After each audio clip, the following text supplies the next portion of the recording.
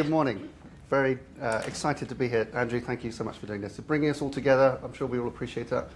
We've got a slight casting change this morning due to some illness going around our industry. So we'll have two guests who I'm delighted to be able to interview this morning, and they are just introducing themselves to each other because very kindly Seni stepped in at the very last minute.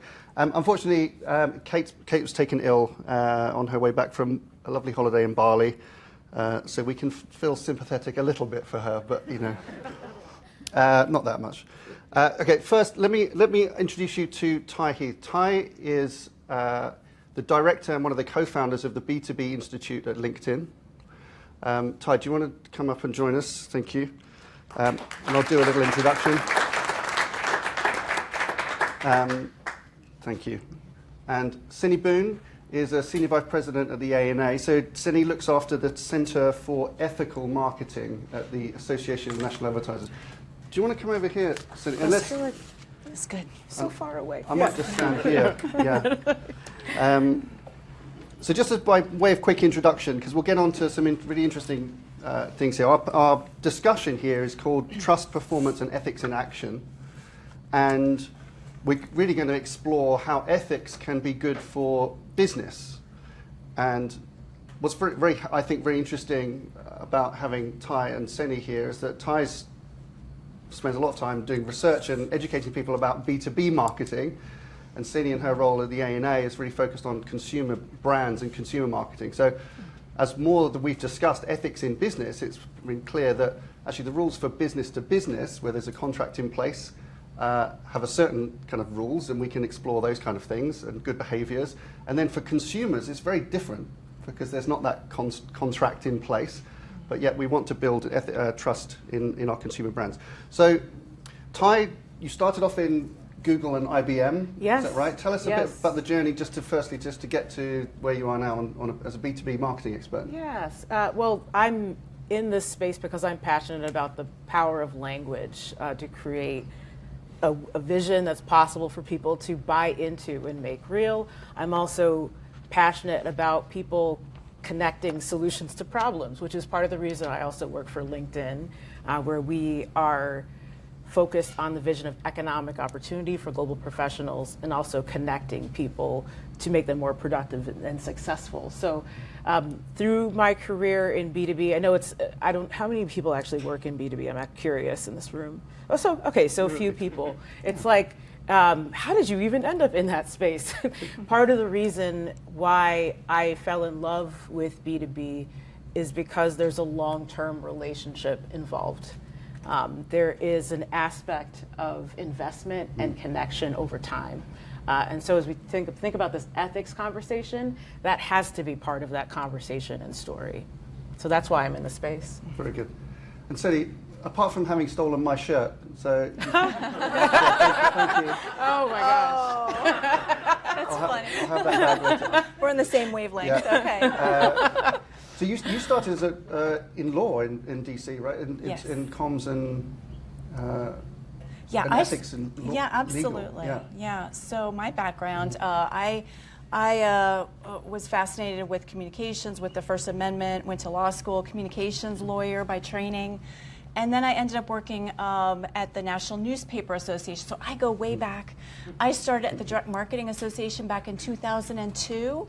The Direct Marketing Association was then acquired by the ANA in 2018. So I've been doing ethics since roughly 2006, meaning we had a very large program at the Direct Marketing Association dealing with consumers and consumer complaints. And we brought that into the ANA to focus in on what's happening with brands and with consumers. But a lot of the issues are the same despite the technology and the revolution that we're seeing now with AI. So it's really fascinating. I also teach at Georgetown University. Oh, I went to Georgetown. Oh my gosh, that's great. at the graduate school, so I totally understand the need to teach ethics. It's very challenging. We have a graduate student program, and I do 15 classes, and that only scratches the surface at the grad student level of what we need to think about.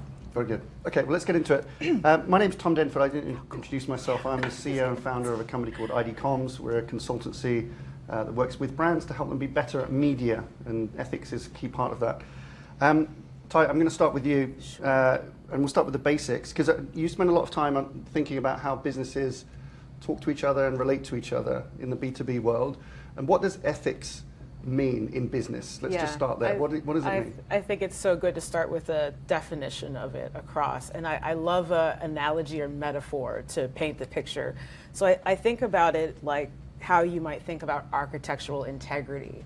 So if you're putting up a building, beams, structures, foundational support, you could cut corners. That could be one way to get the job done. You could have beams that are weak with cracks. You could essentially stand up a building that's not structurally sound. And so I think that when we think about conversation of ethics, if you're cutting corners, if you're setting up beams that are not going to maintain the institution, you're introducing rot. And I think when you think about the integrity of it, whether it's the institution or the person or the people behind that building and the story, it's just a matter of time. You know, I think it could be a short-term thing or a long-term thing, but it is only a matter of time before you're going to have to deal with the fact that it's not a sound structure. You're not standing on a strong foundation. So I think about ethics as the foundational investment in the integrity of yourself and in the institution you're building. So, and every business should have ethics. Absolutely. Yeah. And we'll come on to think about how, then, if you don't have them, like what is it that's missing if you don't have ethics? But in the consumer space, how important is ethics really to consumers and their perception of brands and businesses? Oh, it's incredibly important. So we talk to consumers, thousands of consumers in a year's time. You can imagine that consumers don't love advertising unless it's the advertising properly targeted to them at the right time. I come from a world where there was a lot of mass marketing and a lot of consumer complaints. Consumers are realizing that perhaps there is no privacy, especially in the digital realm, but they're very skeptical, and they do want brands to demonstrate what their ethics mean, what are their practices, what are their principles. They really want the transparency and they want the accountability. So we work a lot on accountability. Most of the issues that we run into are, you know, anyone in this room would just practically laugh at some of the bad advertising that we've seen. Not legitimate organizations for certain, but it taints the entire advertising and brand community because that's what the consumer sees. Yep. That's the problem. That's the issue that we're facing today. That's why we've got to build the ethics and the framework, as you're saying. Okay. So ethics are important both in the consumer landscape and B2B. Ty, back to you. So, how do ethics help accelerate or facilitate good business then? So I might have ethics as a company. Why is that good for my business? Yeah. For B2B in particular, I think there are two things. So when I talked about the relationship-based aspect of it, that is one of the most important things. I think first, when people are entering into a relationship, they're not just making a decision like buying a can of Coca-Cola or buying a t-shirt. They're buying $1 million analytics platform. They're literally betting their career on that business decision. Now there's a buying committee involved, but yet there's still an incredible amount of pressure inside of that decision. So as they're making that decision, there is value in understanding that the person or people or this institution that you're doing business with can be trusted, that they are going to do what they say they're going to do, that they're going to be able to follow through for you in that because of the risk being taken. There's value in the reputation of the company that you choose to do business with. So it makes it easier to negotiate. There's like a smoothness to it that you don't get when you're not clear. I think the other thing about it is just the fact that buying decisions are made primarily not as rationally as we would think in B2B. But there's a lot of, as I said, a lot of emotion behind the decision, and much of it is based on memory. So at the B2B Institute, we say the brand that's remembered is the brand that's bought. A lot of these decisions are made by people searching in their memory. The first search engine they search is the one in their mind when they're looking for a solution. Who do I know or what business do I know that can solve this problem? Adjacent to the memory structures that they recall is their sense of that business or person. Are they reliable? Can I trust them to be there and to back up that solution? So ethics and that reputation is also surrounding that business decision that's being made. So that's actually a make or break moment, that sense that person has of the business that they're going to ultimately choose or not choose. And it can get you down to business quicker, I That's- guess, because people are quicker enabled That's to kind right. of sit around a table The and deal make moves the deal. faster. Yeah. There's pricing power when you're because there's value in that reputational choice, lower acquisition costs. So for a number of different angles, it smooths the process of doing business. Very good. Sunny, tell me about how we measure ethics. Is there a way, if I own a business, we're in a business B2B space, how do I know if I'm ethical or not? How do we measure that? Maybe the shortest, easiest way is whether or not you get a second purchase or a second donation or a second ask from that consumer. If it's that whole adage of fool me once, shame on me, fool me twice, shame on you, where a consumer is willing to perhaps purchase something and have a great experience, ethics at every touch point. But there's so many instances where the consumer purchases something or gets something and there's a problem with it, and maybe the company, the brand, has a terrible consumer front line. You have to go through multiple steps to try to get a refund. You have a lot of perhaps issues with the product's quality. So you want to make sure that at every touch point, you've got someone looking at the ethics, someone looking at the quality, someone looking at the consumer experience. So I also work with a lot of charities, and they're always looking at the donor relationship that they want for the entire lifetime. Brands also want that lifetime value. But if you have that mistake or that lapse the first time, they're not going to come back. They're going to look at competitors, they're going to look at others. Yeah.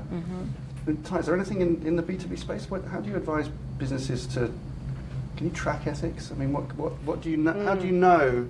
Or is it just about? It's just a business metric. Is that really the thing? It's like the success just comes from it, and we have to just believe that you do the right thing, you build businesses faster, and you're more successful. I think it's the same question that you would ask around, like, can you measure the value of a brand? Because the science of brand wrapped in the decision making, it is a risk variance conversation that people aren't necessarily connected to, and like, how do you measure the value of fame is like a relevant question to ask in this situation. So just think about the businesses or people that you know that are famous, that are known for something. Part of what you know and the sense you have of them is that who they are today will be who they are a year from now, and that is worth something. So similarly, like when you think about reputation and ethics and being someone that is known to be someone who can deliver, someone who stands for a particular value and that is consistent in delivery of that, there's huge value for that in businesses.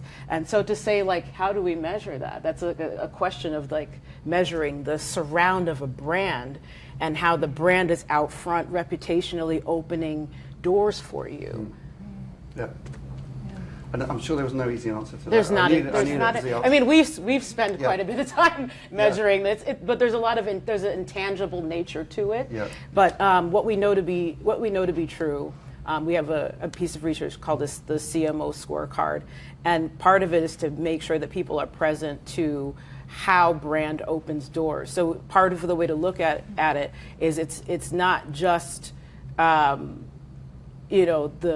brand in its like sense of Big B brand. It's like the door opening that happens, the pipelines that are expanded, the fact that people pick up the phone for your sale is a sales pipeline. The fact that you can attract better talent, all of that is in the surrounding of it. So if you believe those engines to be true, then you can value like what is the greater surround of the business outside of marketing that brand brings to life. That's how you would start to quantify the value. Good.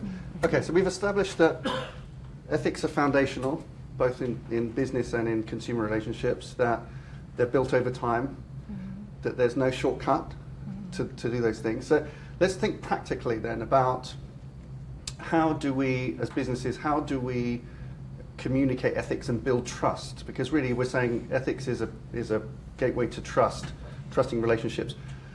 What advice do you give to businesses and Cindy, what advice do you give to brands about good ways to build trust? What are the right things to do to reinforce and build trust with your customers? Yeah, so I think a couple things. So one, give value before you're extracting value. So, we in B2B love to gate things behind a wall. I think it's worth thinking about, like, how are you giving more? And we do thought leadership. Our job isn't to look smart ourselves. It's to make the community of people we're serving smarter. So pour more into the category.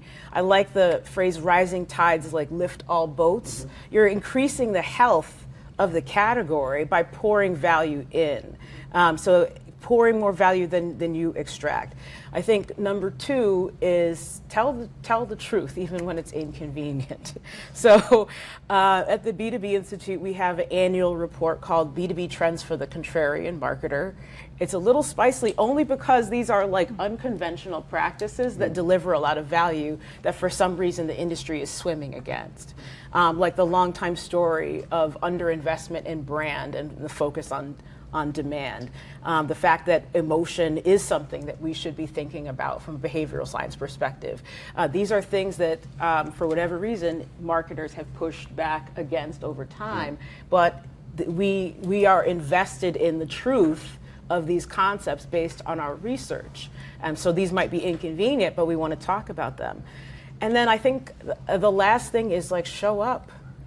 We gotta prove it. We gotta be there time after time. And part of how you show up is just be consistent in the way you deliver.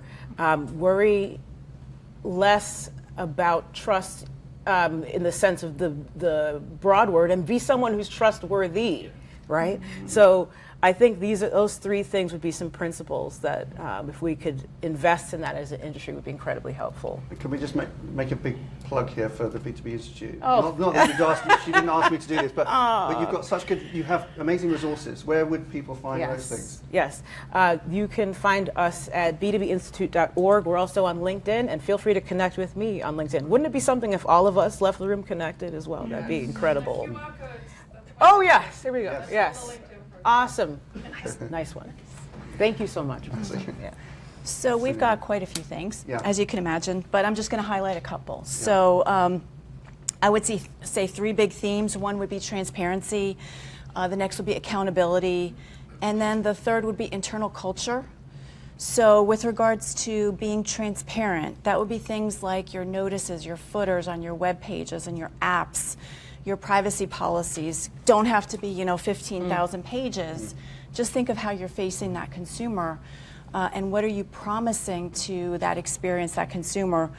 In terms of accountability, we have a lot going on across the industry. There are a lot of coalitions. I'm from the Washington area, and we have a lot happening both at the state and federal level where we have to put our best foot forward because the regulators, the legislators are looking at what are marketers doing.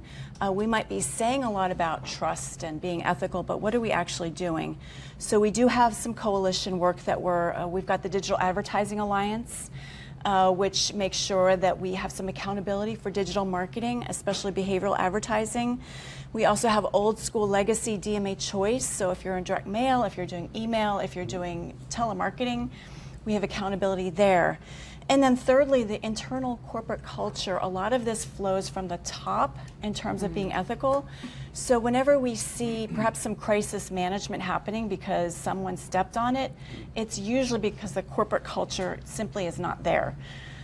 So there's many instances. I don't know if anyone is here from Wells Fargo. I really apologize, but this happened years ago where unfortunately Wells Fargo got caught because they had set up a lot of fake consumer accounts, right?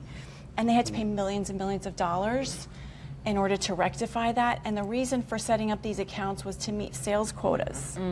So is that ethical? is that the right thing to do in this type of setting where you're dealing with bank customers, you're dealing with financial information. So there's a lot that can be done, certainly through certification, through your programs. Certainly we have many, many toolkits. But as you said, you have to be present, you have to be there, you have to kind of like lean in, be very proactive. Yep. Otherwise, you're going to be in a passive situation where you get caught and then you've got to do that awful crisis management. Yeah. Yeah. Okay, great. Okay, so ethics are important. They take time to build, and then you've got some resources that can help us do that, both from a brand, business, and a consumer perspective. So that's good. That's reassuring, isn't it? The big kind of scary looming thing there in this is AI, and I think everyone's going to talk about this because it's just having such a cut across impact, isn't it, to all of these great principles, and maybe giving us lots of excuses to drop our ethics or be lazy or be sloppy, all these kind of things. John's in the room somewhere who wrote, I was talking to John this morning, who wrote, it was 2016, a different John. There are two Johns in New York, and two Johns in New York, and they're both here.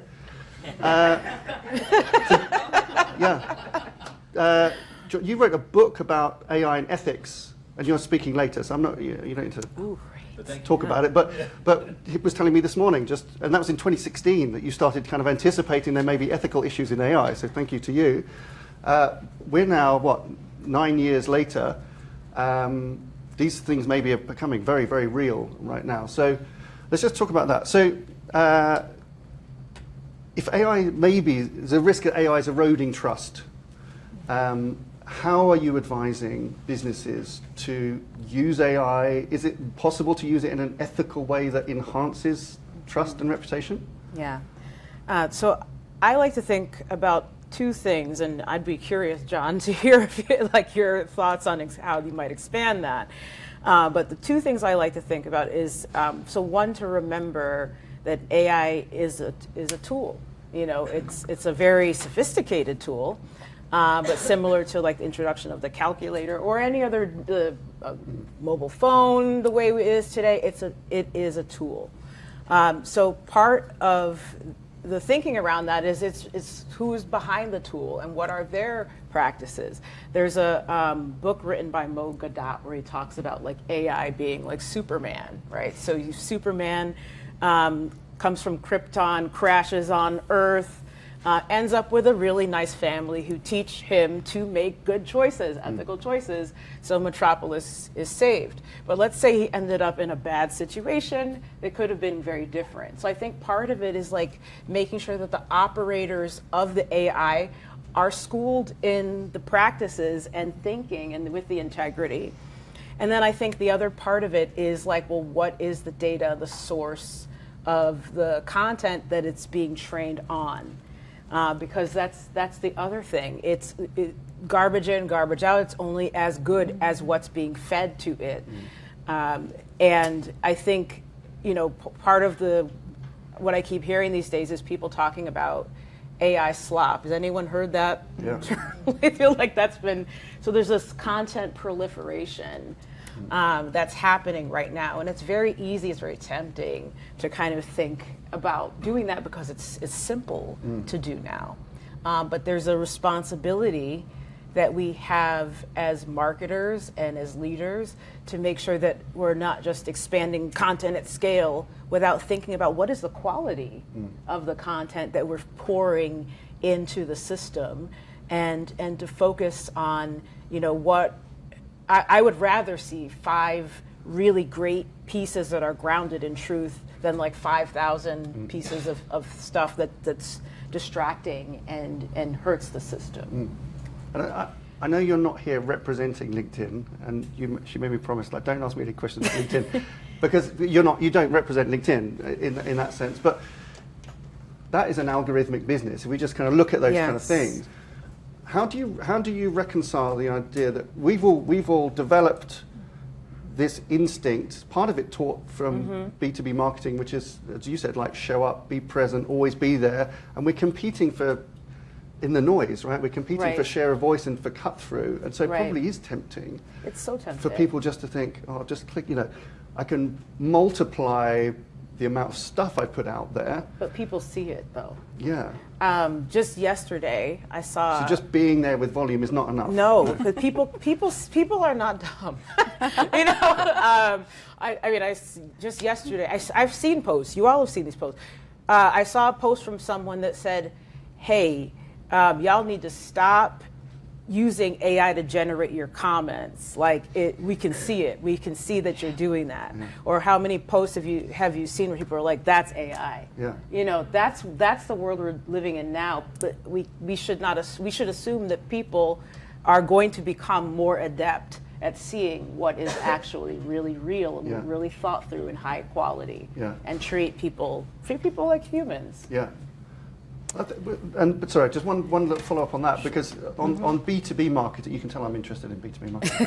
On B2B marketing, a lot of it's historically been to kind of business to business, hasn't it? Kind of Yes. corporate accounts, where probably the temptation of somebody in corporate communications is to just go like set a model and blur stuff out that's all kind of very Yeah. vanilla. But are you seeing more individuals being at the forefront of B2B marketing? You know, like personal, like the people, right? People communicating to Yeah. people rather than companies communicating to companies. Yeah, I am. And I mean, one of the ways we see this is just in the rise of the B2B creator economy. Part of the beauty of the AI tools is that it is empowering more people to actually run their own businesses and have their own presence. And, you know, I think, you know, in B2B marketing, we know that effectiveness comes from distinctiveness. It's from having a voice. It's from not being like everything else. Like standing out is one of the best ways to deliver value with on a very small budget, right? So the investment in the B2B creator economy and the growth of it, I think, is part of what we're seeing as a result of that. But that's something that businesses need to understand too. We shouldn't just be copying everything. We need to be thinking about how do we refine our own voice, and how can we be not mistaken for another brand because we're clear. Yeah, love I it. hope that helps. Yeah. Sally, from a consumer perspective then, we're all very cynical, aren't we, of, as you said, businesses until we start to interact with them. There's not that contract up front. You know, when we as a consumer approaching a brand, we withhold our cynicism maybe temporarily and just see. Yeah. How does AI play into that space? Is it making it harder for I think brands it's to build that credibility? It's much harder, I think. Well, we, of course, at A&E, we love AI. I mean, it's kind of like the Dr. Jekyll, Mr. Hyde situation where we love AI until something goes wrong, and then it can really become a monster.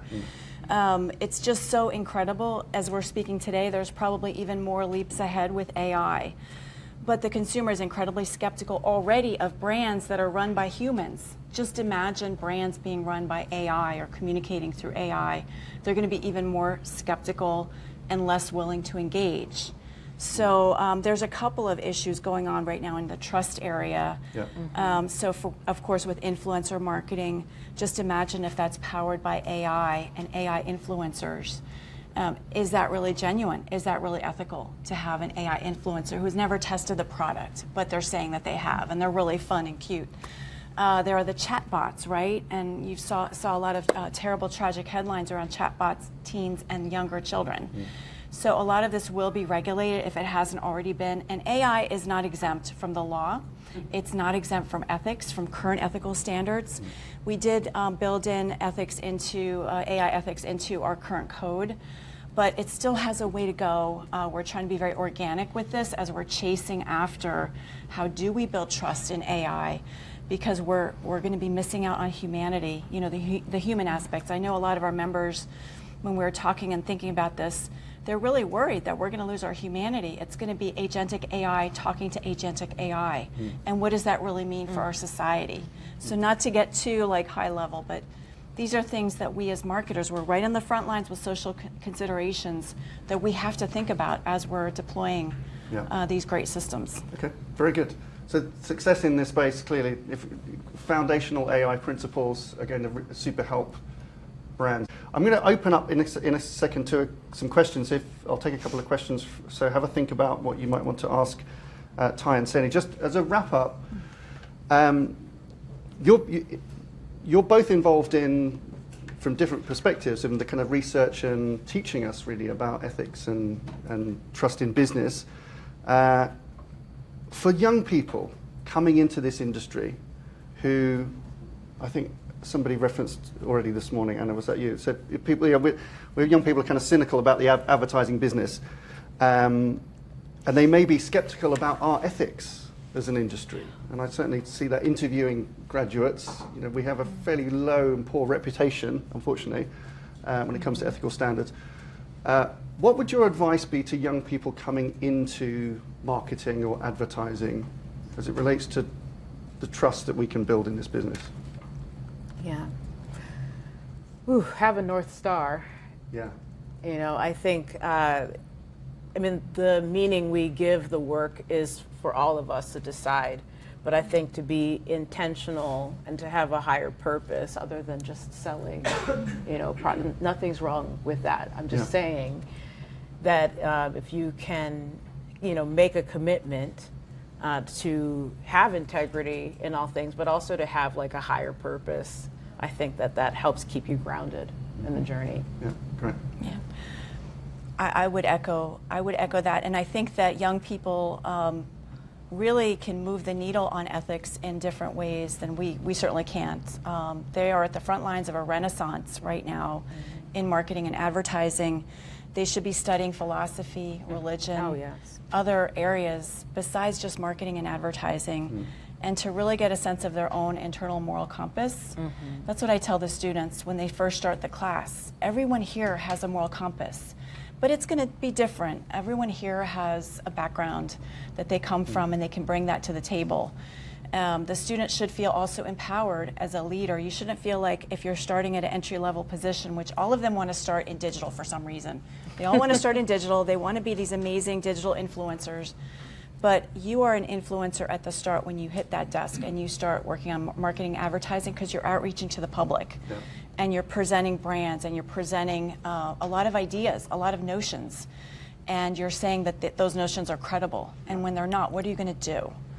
And you have to figure that out. Do you have a moral compass? And what is it? And that's why you have to study religion, philosophy, ethics, in addition to marketing. Good. Love that. Good advice. Good advice. I'll open up for some questions. The question is completely non-AI based. So with regard to brands and their reputation and their sort of ethical foundation, we have previously, up until the very beginning of this year, had brands be very loud and proud around social issues. What impact, long-term and or short-term, do you feel like the increase in silence on issues and or the expunging of language that was previously there is going to have on those brands in the long term?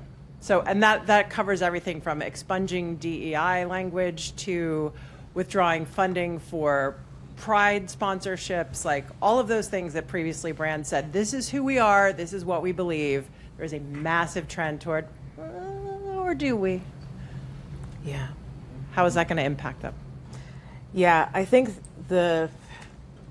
people can see the dissonance, right?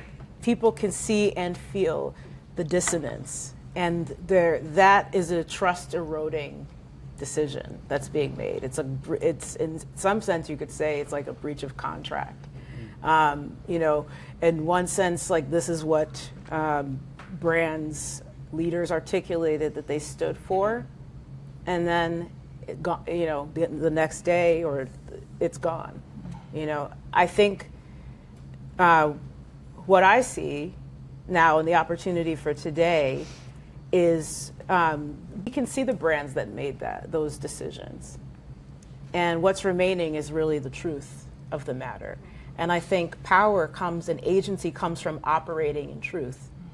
And I think also the reality is that there are a lot of people who do believe in the principles that were articulated, but what we want to do is work with the people and have more leaders that stand for those principles. I still believe that communities have expectations of leaders and brands to make the communities in which they operate better places and to be responsible stewards of that. So to your point, I think we need to cultivate the next generation of leaders, and we need to deal with and address what's happening now, but we need to deal with it from a truth standpoint. Yeah, and just to add, it's really difficult. There's brand purpose, of course, to figure out what is that brand's purpose in the marketplace, and how do you articulate that and draw in your right audiences. And it's something that I think all the brands are wrestling with these days, to be truthful and not just represent and not do anything, but actually be truthful. So again, I work with a lot of charities and nonprofit organizations who are conducting incredible missions, and they can demonstrate that. But then you've got brands who are maybe not in those spaces, and how do they demonstrate that? You have to ask those questions. Yeah. We've got time for one more quick one. Yeah. It's interesting. Sorry, hang on 1 second. Wait for the mic. Yeah. Thank you. Okay. It's even more interesting now. We're talking about our next level, our next leaders coming up. Is there a way that IAE can cooperate with ANA to help manage the ethics of these, emerging leaders into this industry? Yeah, absolutely. We'll have to chat with Andrew, and I have talked in the past, and definitely there's so many colleges, universities that need training. I just know from my own experience as a professor, as an adjunct, that when the student comes in, they really don't know anything, and they're at the grad level. It's incredible how much we can show them. It's very exciting. Yeah. Let's get resources together. Let's make that happen. John, the other John, the other question. Yeah. I want to go back to Rachel's question. Hi, I'm John Osborne. I represent AdNet Zero, which is dealing with things in the sustainability space. And one of the things that I think it's incumbent on. I mean, one of the reasons I'm here, and I think that one of the big opportunities for a room like this is the conversation changes if I was to frame it as better ethics means better business, And I think that's something that's undeniable. That's what we're in service of, representing whoever we represent, the clients we represent, the firms we represent. We're in it to drive better business. And so when I talk about sustainability, the word sustainability has been redefined in today's world, but it's undeniable that more sustainable business results is something that everybody is striving for. So we don't have all the case studies yet, we don't have all the proof points yet, but I do think there's possibly an unlock in some of that. Absolutely. Yeah, that's well articulated. I think we need to make that connection clear. We need to turn the signal up on that. And I understand there's conversation that's meant to dampen, distract, and it makes it tough for us. There's pressures that don't allow us to focus on that, but this is the room that can help turn the signal up on that message. Every ethical transaction is an investment, and every unethical thing is a withdrawal with interest on that. And I think that once people understand that connection, let's turn the signal up on that. Very good. That's a great place to end. Sorry, I think we're out of time. Great. Ty, Seni, thank you so much. Thank you.